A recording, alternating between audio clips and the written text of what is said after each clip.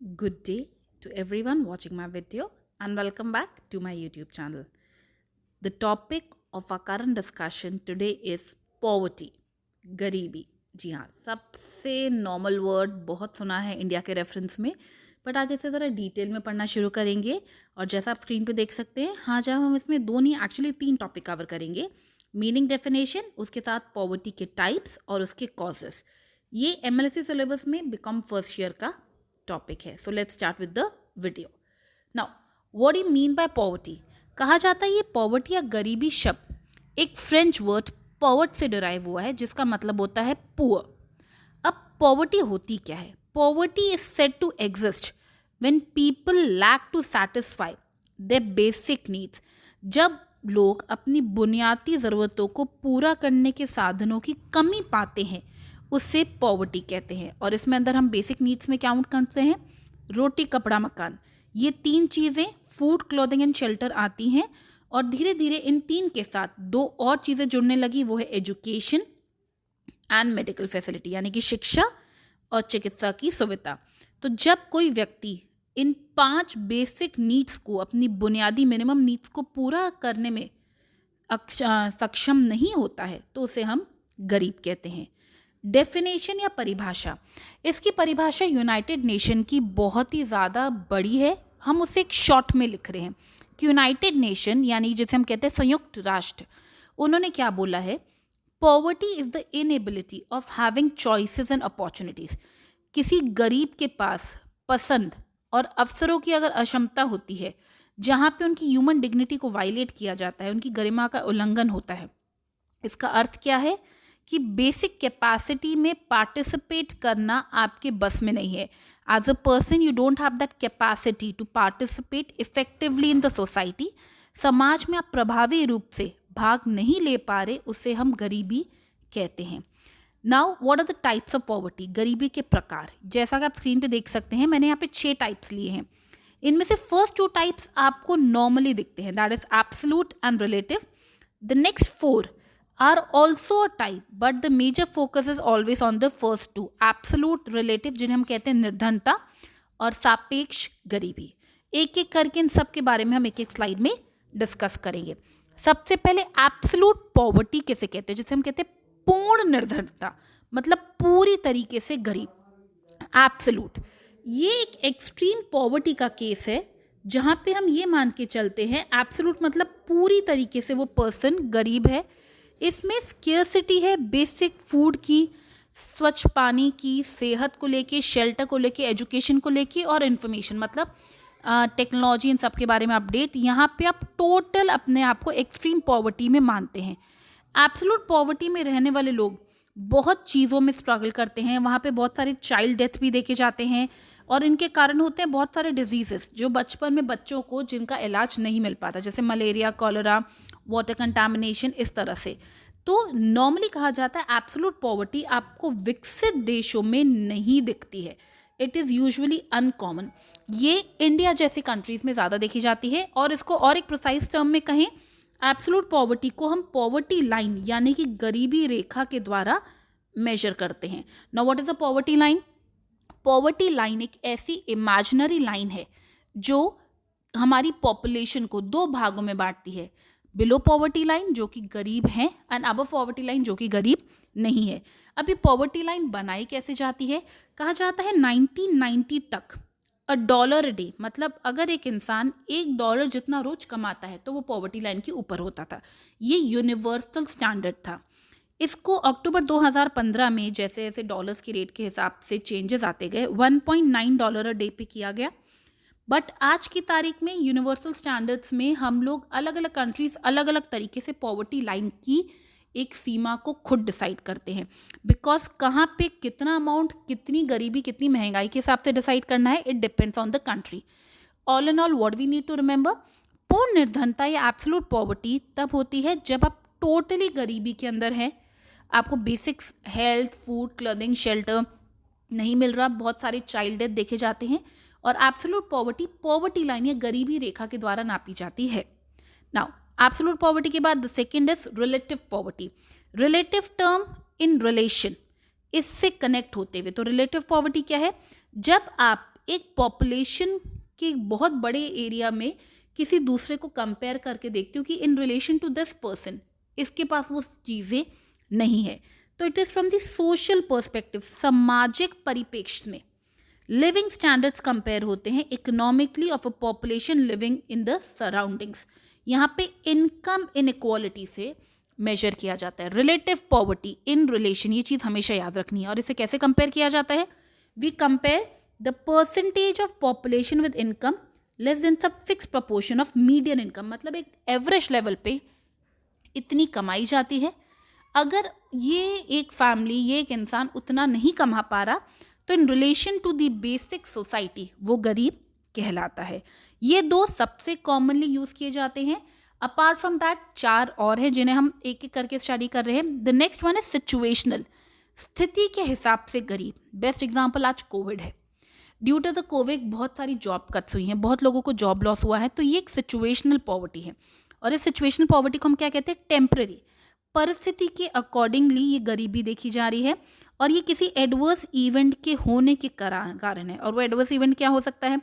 Environment में कोई problem हो, जॉब लॉस हो, ये हेल्थ प्रॉब्लम हो, आपकी तबीयत नहीं ठीक है, इस कारण आप काम नहीं कर पा रहे, तो वो भी सिचुएशनल पॉवर्टी का हिस्सा बनता है। ऑल्दो ये कहा जाता है कि पीपल, जो जनता है, वो इस चीज़ से बाहर निकल सकती है with the help of small assistance, but it is actually happening due to unfavourable event in a person's life. The next is generational. Generational मतलब पीढ़ी दर पीढ़ी जो गरीबी देखी जाती है। पहले कहावत बोली जाती थी कि एक गरीब का बेटा गरीब ही रहेगा। ये उस चीज़ को फोकस कर रहा है कि it is handed from individual and families from one generation to another. ये बहुत ही कॉम्प्लिकेटेड मानी जाती है आज भी, क्योंकि इसमें एक तरह से आप ट्रैप में फंस गए हो, एक जाल में फंस गए हो, और इससे निकलने के लिए आपको टूल्स, आपको साधन नहीं मिलते। ऑल्दो इसके एक्सेप्शंस हैं कि काफ़ी बार देखा जाता है कि इन्हीं गरीब फैमिली से बच्चे आईएएस बनते हैं, आईपीएस बनते हैं, तो these are certain exceptions. But normally कहा जाता है कि एक फैमिली में अगर ऐसे गरीब हैं तो बच्चे भी आगे चल के उसी काम को करते हुए उसी गरीबी में जिएंगे। The next is rural. Rural क्षेत्र, ग्रामीण गरीबी। यहाँ पे हम बात कर रहे हैं पॉपुलेशन लेस देन 50,000, जहाँ पे ग्रामीण क्षेत्रों में जॉब अपॉर्चुनिटीज़, नौकरी के अवसर कम होते हैं, सर्विसेज, आपको प्रॉपर सेवाएं नहीं मिलती हैं। उसके अलावा डिसेबल पीपल के लिए भी सपोर्ट नहीं होता, जिन्हें हम विकलांग कहते हैं। एजुकेशन की क्वालिटी स्टैंडर्ड्स बहुत लो होते हैं। और ऐसे ग्रामीण क्षेत्रों में मैक्सिमम इंडिया के रेफरेंस में हम खेती बाड़ी या उसी से जुड़े कामों को आसपास होते हुए देखते हैं। उसे कहते हैं रूरल पॉवर्टी। अब जब रूरल की बात हुई तो अर्बन का आना भी बनता है। The last type of poverty is urban poverty. Now what is urban poverty? शहरी गरीबी। मेट्रोपॉलिटन एरियाज में जहाँ पे पॉपुलेशन डेफिनेटली 50,000 से ज़्यादा होगी, यहाँ पे अर्बन पुअर कौन होते हैं? जो ये निम्नलिखित चैलेंजेस को फेस करते हैं। जैसे पहला हमने चैलेंज क्या लिखा है? Limited access to health and education. स्वास्थ्य और शिक्षा तक पहुँच है लेकिन बहुत सीमित है। हाउसिंग फैसिलिटीज़ पर्याप्त नहीं है। जैसे झोपड़पट्टी कह सकते हैं, होती तो शहरों में है बट वहाँ पे उनके पास प्रॉपर हाउसिंग फैसिलिटी नहीं होती। देन अनहेल्दी एनवायरनमेंट, ओवरक्राउडेड है, बहुत ज़्यादा लोग, भीड़ भाड़ बहुत ज़्यादा है। एंड फाइनली लिटिल और नो सोशल प्रोटेक्शन मैकेनिज्म, सामाजिक सुरक्षा का कोई तंत्र वहाँ नहीं दिखता।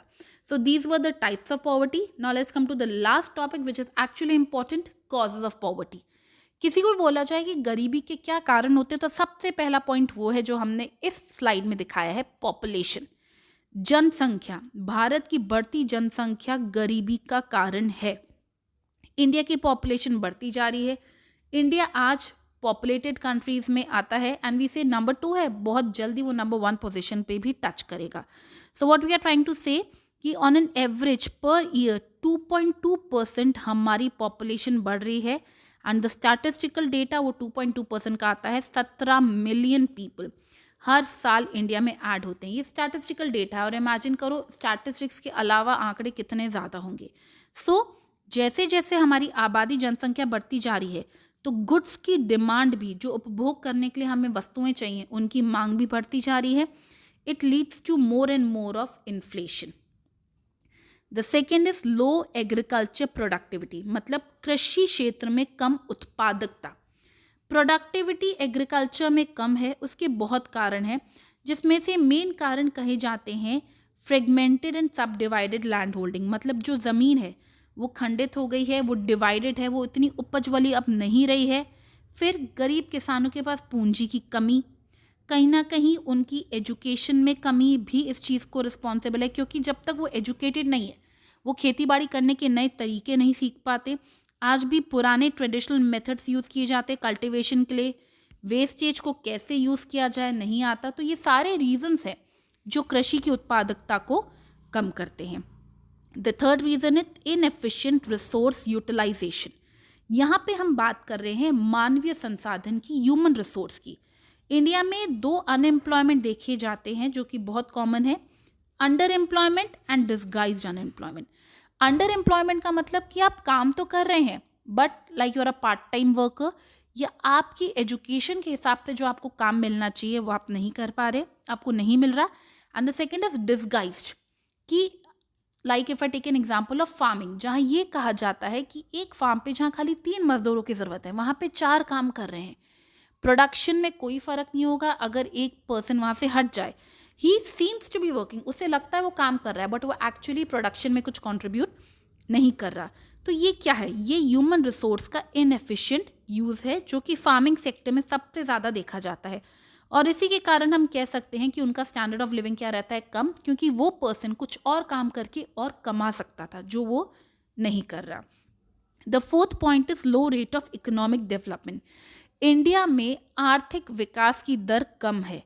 अब फिर भी हम कहते हैं कि धीरे धीरे प्रोग्रेस हो रही है, बट इमेजिन 1991 ये ईयर इकोनॉमिक्स के सब स्टूडेंट्स को याद होता है जब न्यू इकोनॉमिक पॉलिसी बनी थी जिसके अंदर 3 पैरामीटर्स थे, लिबरलाइजेशन, प्राइवेटाइजेशन, ग्लोबलाइजेशन, जिसे हम कहते थे निजीकरण, विश्वीकरण। तो इन चीज़ों के आने से हमारा आर्थिक विकास का दर बढ़ा, लेकिन उससे पहले के हालात तो और भी बुरे थे। The next is price rise, जिसे हम कह सकते हैं इन्फ्लेशन, महंगाई। प्राइस राइज अगर कंट्री में होता है तो जो poor category of the people है वो सबसे ज़्यादा इसकी जकड़ में आते हैं। कुछ लोगों को इस महंगाई से फ़ायदा होता है, that is the upper class, क्योंकि अगर महंगाई बढ़ रही है वो अपने प्रोडक्ट्स के रेट बढ़ा देते हैं, प्रॉफिट को वहीं का वहीं रख लेते हैं। लेकिन लोड किस पे आता है? लोअर इनकम पीपल पे, क्योंकि वो अपनी बेसिक ज़रूरतों को पूरा नहीं कर पाते, leading to again what? Poverty. The next is unemployment. Unemployment poverty को लीड कर रहा है और उसका रीज़न क्या है? जिस प्रपोर्शन में हमारी पॉपुलेशन बढ़ रही है उस सेम प्रपोर्शन में नौकरी के अवसर नहीं मिल रहे। That's most important to understand.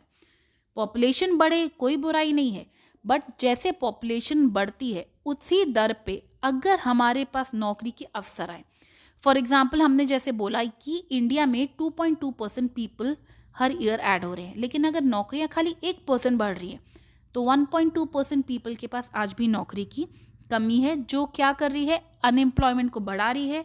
Unemployment गरीबी को लीड करता है। The next point is lack of capital and entrepreneurship. पूंजी और उद्यमशीलता की कमी। नो कैपिटल, पैसे की कमी रहेगी, आप काम नहीं कर पाएंगे, आप बिजनेस के बारे में नहीं सोच सकते, you can not earn income. Entrepreneurship आपके बिजनेस स्किल्स हैं, कुछ नया करने की चाहत है, पैसा नहीं है, ये स्किल्स होते हुए भी आप कुछ नहीं कर पा रहे। और अगर ये स्किल्स हैं तो आप इंडिया जैसी कंट्री में अगर एक्चुअली देखें तो बहुत कम लोग होते हैं जो रिस्क लेते हैं। सबको एक डर है कि आगे अगर लॉस हो गया तो हम क्या करेंगे। तो एंटरप्रेन्योरशिप की भावना इंडियंस में काफ़ी हद तक कम देखी जाती है, और जिनमें ये होता है maximum of them leave India and go to the other foreign countries. Now comes the next, social. हमने सारे अभी तक इकोनॉमिक फैक्टर्स देखे हैं, आर्थिक दृष्टिकोण देखा है, अब आते हैं सामाजिक दृष्टिकोण पे। क्या सोसाइटी भी पॉवर्टी को क्रिएट कर रही है? Yes, there are certain factors जो पॉवर्टी को बढ़ा रहे हैं, जैसे वंश का इनहेरिटेंस लॉ, कि यहाँ से मेरा बच्चा ही आगे से कंटिन्यू करेगा, they have to inherit what the father is doing, आप अलग कुछ नहीं कर सकते। कास्ट सिस्टम, कास्ट सिस्टम में ये जॉब आपके लायक नहीं है, कास्टिज्म में आप लड़कियां हैं तो आप यहाँ से बाहर नहीं जा सकते, ट्रेडिशंस, ये चीज़ें भी गरीबी को लेकर आते हैं, आपकी उस सोच में इम्पैक्ट करते हैं। The ninth is colonial exploitation. यहाँ पे हम ब्रिटिशर्स की बात करते हैं।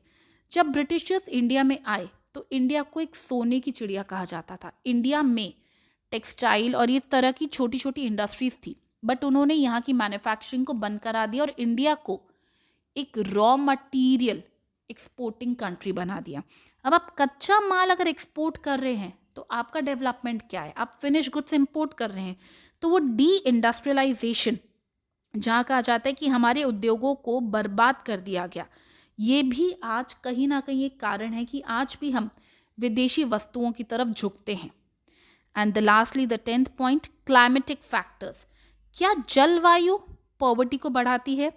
बहुत से ऐसे राज्य हैं हमारी कंट्री में, जैसे बिहार, यूपी, एमपी, छत्तीसगढ़, जो कि एक नेचुरल डिसास्टर्स के ज़्यादा इफेक्ट में आते हैं, like frequent floods, disasters, earthquake. ये सब चीज़ें यहाँ की एग्रीकल्चर और रिलेटेड एक्टिविटीज़ को बहुत हाईली डैमेज करती हैं, और अगर एक्टिविटीज़ नहीं होंगी तो how you are going to earn, hence leading to more and more of poverty. So that's all for today's video. इसकी नेक्स्ट वीडियो में हम पॉवर्टी को कंटिन्यू करके फिनिश ऑफ कर देंगे। Thank you so much for watching.